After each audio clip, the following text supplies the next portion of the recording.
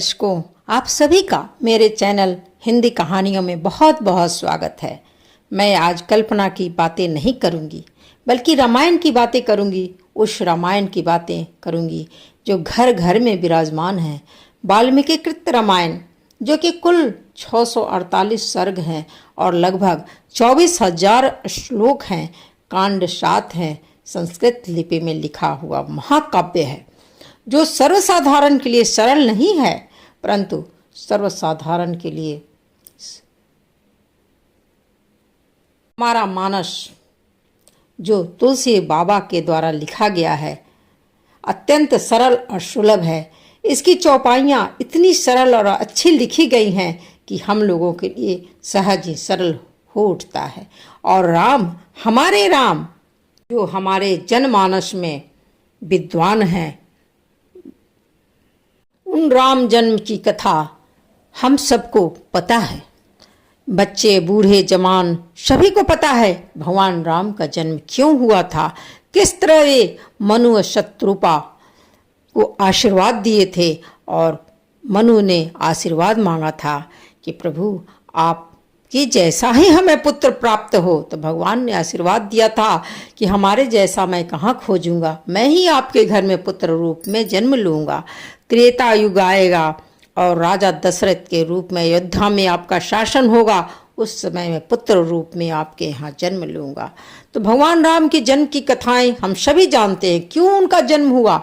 तो सहज ही बात है कि इस पृथ्वी को राक्षसों से मुक्त करने के लिए उनका जन्म हुआ था। रावण के अत्याचार से मुक्त करने के लिए ही भगवान राम का जन्म हुआ था। अब प्रश्न है कि राम का जन्म तो हम सभी जानते हैं, उनकी जन्म की कथाएं हमारे जनमानस में सभी को पता है, लेकिन क्या हम जानते हैं कि रावण का जन्म कैसे हुआ था? उसने कहाँ पर जन्म लिया था, किस वंश में जन्म लिया था? हमारे जनमानस में बहुत कम लोगों को ये बातें जानकारी है। तो आइए चलते हैं रावण के जन्म की कथाओं के बारे में।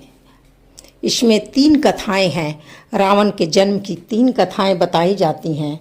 एक कथा तो जलंधर से संबंधित है, दूसरी कथा नारद मोह से संबंधित है, और तीसरी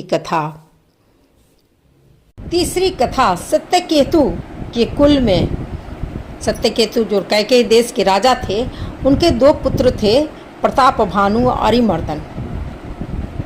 उन्हें ब्राह्मणों का शाप मिलने के कारण रावण का जन्म हुआ था। तो पहली कथा मैं सुनाऊंगी। भगवान विष्णु के जय और विजय नाम के 2 द्वारपाल थे। उन दोनों भाइयों ने ब्राह्मणों के शाप के कारण असुर की तामसी देह पाई। उनमें एक का नाम हिरण्यकशिपु और दूसरे का नाम हिरण्याक्ष था। और जिस ब्राह्मण ने उन्हें शाप दिया था, उन्होंने कहा था कि 3 जन्म तक तुम्हें मुक्ति नहीं मिलेगी, भले ही तुम भगवान के हाथों मारे जाए। तो हिरण्याक्ष और हिरण्यकशिपु का जन्म हुआ था। तो भगवान ने,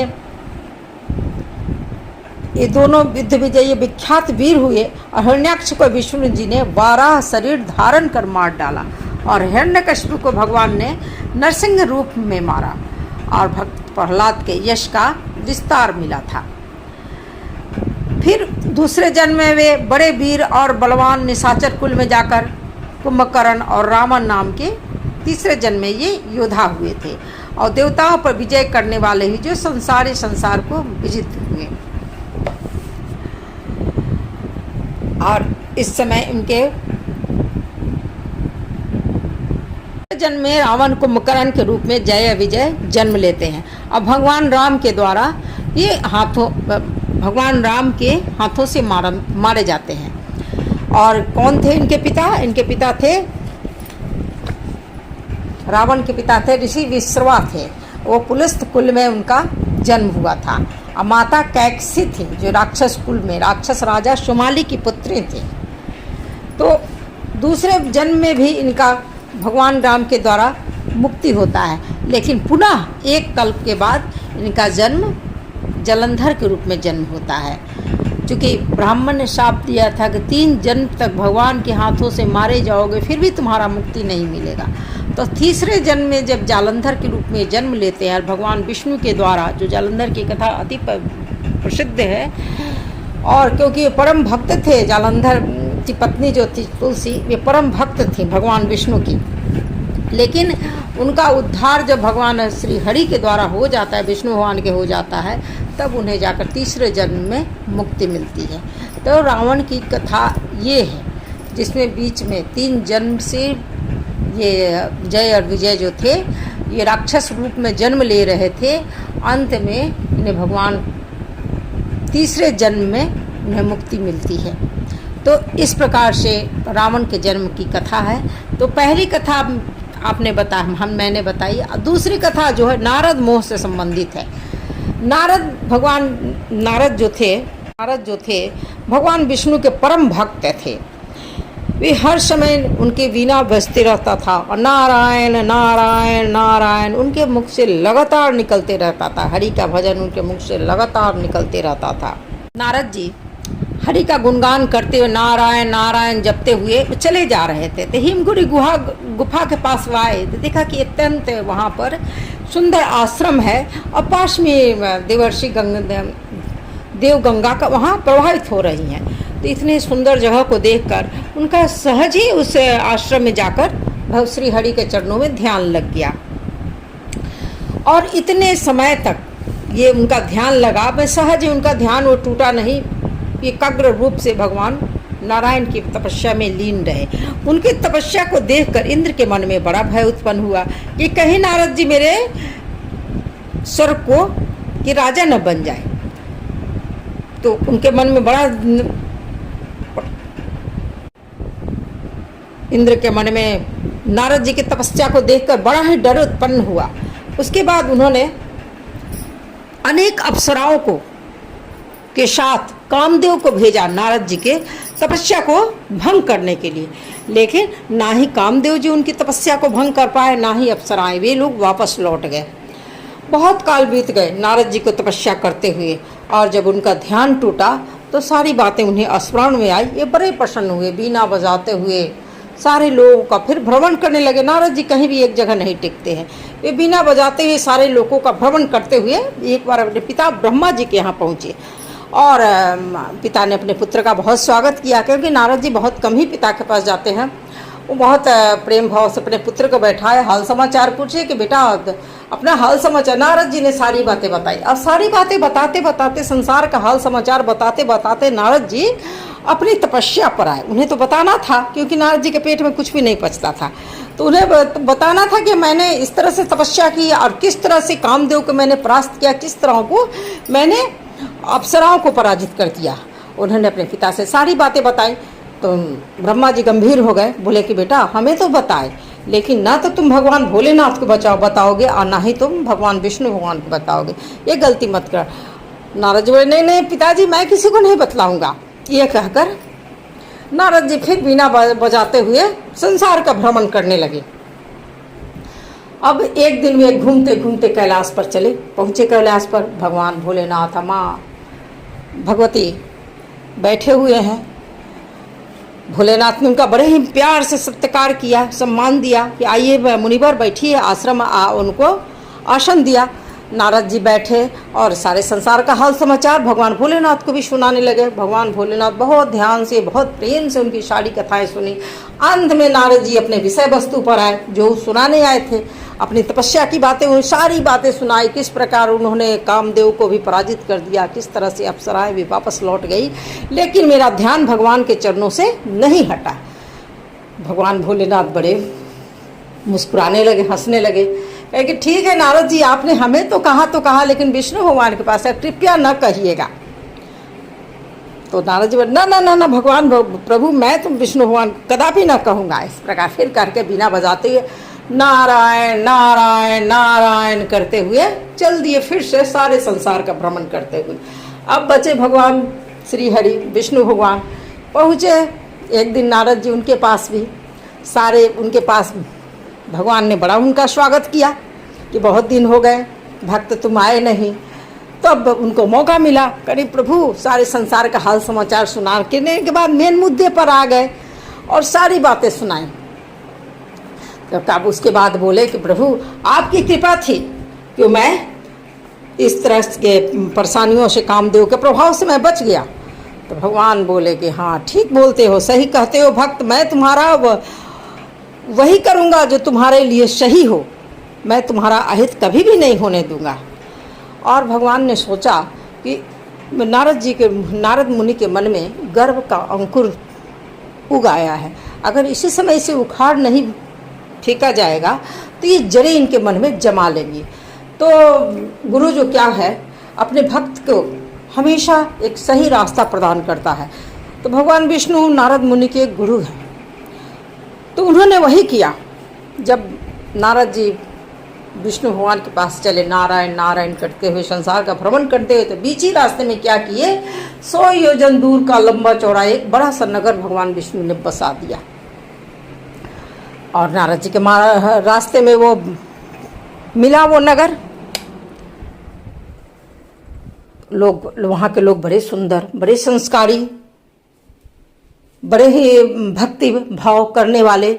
नारद जी बड़े प्रसन्न हुए, पूछते पाछते नगर में चारों तरफ घूमते रहे, वीणा बजाते रहे। जब लोगों ने बताया कि राजा को कि राजा देखे कि मुनि आए हुए हैं, तो बड़े आदर सत्कार से वे महल में मुनि को ले गए, नारद मुनि को ले गया। कहा कि महाराज मेरी कन्या का जरा सा हाथ देख दीजिए, स्वयंवर होने वाला है, इसका भाग्य कैसा है। नारद मुनि ने जब कन्या को देखा तो वे देखते ही एकटक रह गए। उनके मन में हुआ कि इस कन्या से अगर मैं शादी का विवाह में कर लेता हूँ तो मेरा जन्म सार्थक हो जाए। वे भूल गए कि किस लिए उनका जन्म हुआ, हरि के प्रेम को भूल गए। उनके मन में सीधे भाव आया कि अगर इस कन्या से मैं विवाह कर लेता हूँ तो मेरा जन्म सार्थक हो जाए। इस तरह से वे इधर भगवान ने क्या किया था, बोले थे कि आपका जिसमें हित हो वही मैं करूँगा। उसके बाद बोले कि राजा को बोले कि आपकी कन्या तो बहुत ही भाग्यशाली है, और इसका जो भी पति होगा उसको संग्राम में कोई भी जीत नहीं सकता। इस तरह से बहुत सी बातें बताकर नारद जी चले भगवान के पास। क्योंकि उनके हित करने वाले तो केवल भगवान विष्णु ही थे। बोले कि प्रभु ऐसा करिए कि मेरा ऐसा काम करिए जिससे मेरा हित हो जाए। भगवान बोले कि बिल्कुल वही करूँगा। भक्त तुम परेशान क्यों होते हो, तो क्या समस्या क्या है। तो बोले भगवान समस्या ये है कि मैं राजकुमारी से शादी करना चाहता हूँ। भगवान बोले कि बिल्कुल करो, जाओ तुम। तो नारद जी बोले कैसे कर लूँगा, मेरे तरफ तो राजकुमारी देखेगी नहीं, मुझे अत्यंत सुंदर अपना वाला रूप दे दीजिए। मैंने भगवान विष्णु का जैसा रूप है, सुंदरता उनकी है, वही रूप मेरे में दे दीजिए। क्योंकि भगवान की तरफ कोई भी देखता है तो देखता ही रह जाता है। नारद जी का भी वही बात था। तो बोले ऐसा कीजिए भगवान अपना वाला रूप दे दीजिए। तो भगवान बोले कि तथास्तु, वही देता हूँ जिसमें तुम्हारा कल्याण हो। अब नारद जी बड़े खुश हुए, जंगली फूलों की माला बना कर पहने, चूंकि स्वयंवर होने वाला था राजकुमारी का, पहुँचे राज्यसभा में और एक ऊंचे से आसन पर जाकर बैठ गए। अब बैठ गए, अब चली आ रही है माँ राजकुमारी जो थी, जयमाला लेकर राज्यसभा में पहुंच चुकी हैं। चारों तरफ राजाओं का झुंड बैठा हुआ है और इधर परेशान है नारद मुनि। बार बार राजकुमारी जिधर जयमाला लेकर चलती हैं उधर ही जाके खड़े हो जाते हैं। राजकुमारी एक नज़र भी उठा के नहीं देखती हैं। बड़ा ही सुंदर तुलसीदास ने वर्णन किया है इसका, नारद मोह का।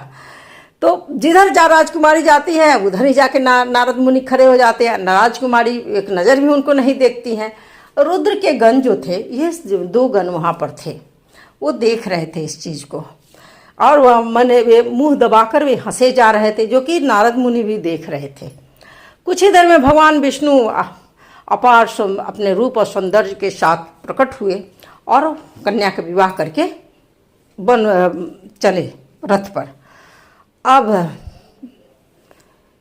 जो थे नारद जी एकदम बेचैन हो उठे। तब दोनों गण, भगवान के गण जो थे, बोले कि जाकर अपने जल में जाकर जरा सा रूप देख लीजिए अपना कि आप क्या हैं। जब देखते हैं नारद मुनि अपना रूप तो उनका गुस्सा जो था सिर पर चढ़कर नाचने लगा और सामने पड़ गए थे रुद्र के दोनों गण। उन्होंने कहा कि तुम मुनियों पर हंसते हो ना, जाओ मैं तुम्हें श्राप देता हूँ, तुम लोग दोनों भयंकर राक्षस के रूप में प्रकट हो। तो वो बोले कि प्रभु मुनिवर, मेरा क्या अपराध है कि तुम लोग मुनियों पर क्यों हंसे। तुम ऐसे भयानक राक्षस बनोगे कि तुम लोग फिर किसी भी जन्म में तुम लोग मुनियों पर नहीं हंस पाओगे। तो आगे अब भगवान अब क्रोध में एकदम बेचैन थे। नारद जी कहते हैं कि अब मैं जाता हूँ, खबर लेता हूँ भगवान का। कुछ ही दूर जाते हैं तो भगवान और वो राजकुमारी उस रथ में मिल गए। अब काफ़ी बके, काफ़ी बोले। भगवान नारद जी सारा गुस्सा उतार दिए। जब देखे कि भक्त को देखे अपनी स्थिति को, तब भगवान ने अपनी माया को समेट ली। जब माया समेटे तो ना वो नगर था, ना राजकुमारी थी, कोई नहीं था, बल्कि भगवान विष्णु और उनके साथ महालक्ष्मी माता थी। अब नारद जी का मुंह फटा, वे फटाक से चरण पकड़ लिए कि भगवान मेरा, और उन्होंने भगवान को भी श्राप दे दिया था, जिस तरह से मैं नारी विरह में आज तड़प रहा हूँ, एक तुम भी उसी विरह में तड़पोगे। तो कहते हैं भगवान मेरा वचन मिथ्या हो। तो बोलते हैं भगवान की कोई बात नहीं, मैं तुम्हारे श्राप को अंगीकार करता हूँ। तब बोलते हैं कि भगवान प्रभु मेरा हृदय जल रहा है, मैं क्या करूँ। तब बोलते हैं कि जाओ भगवान महादेव भोलेनाथ का जाप करो, क्योंकि भोलेनाथ का जाप करोगे तो तुम्हारे हृदय का सारा जलन मिट जाएगा। तो इस तरह से अब जो दोनों रुद्र के जो दोनों गण थे बेचारे पीछे पड़े हुए थे, बाद जाके मुनि के चरण पकड़ लिए। देखे कि अब उनका गुस्सा ठंडा हो गया। तो बोले कि प्रभु हम लोगों का क्या गलती था जो आपने मुझे श्राप दे दिया। तब नारद जी बोले अब मेरा श्राप तो मिथ्या नहीं हो सकता है, लेकिन आप लोग पुलिस कुल में जन्म लोगे, ऋषि विश्वा के पिता तुम्हारे होंगे, और माँ कैकेयी होंगी जो कि राक्षस कैकसी होंगी, जो राक्षस कुल में राक्षस राजा सुमाली की पुत्री होंगी। उनके वंश में तुम जन्म लोगे और तुम लोग अपार बलशाली, मतलब जो तुम चाहोगे वो प्राप्त करोगे। और तुम्हारी मुक्ति भगवान विष्णु जब अवतार लेंगे त्रेता युग में, महाराजा दशरथ के पुत्र होंगे और वन में आएंगे उससे, और वही तुम्हारा उद्धार करेंगे। तो इस तरह से तुम सारे संसार में विख्यात होगे। तो ये दूसरा जन्म था उन जय विजय का, जो कि नारद जी ने श्राप दिया था। और दूसरे जन्म में ये रावण और कुंभकर्ण के रूप में प्रकट हुए और भगवान राम ने इनका मुक्ति किया। तो तीसरी कथा अब अगले भाग में सुनाऊंगी। धन्यवाद। अगर कथा पसंद आई हो तो कृपया लाइक करें और सब्सक्राइब करें।